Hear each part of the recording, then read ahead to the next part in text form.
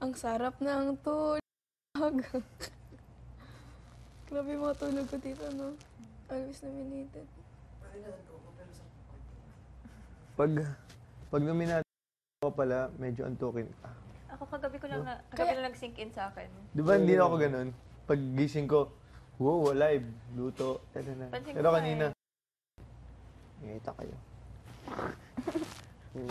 Joke Yep. lang. Kasi bababa talaga, ano mo. Oo, bababa, pero ano, siyempre, ay, dapat balik sa dati. Balik sa normal.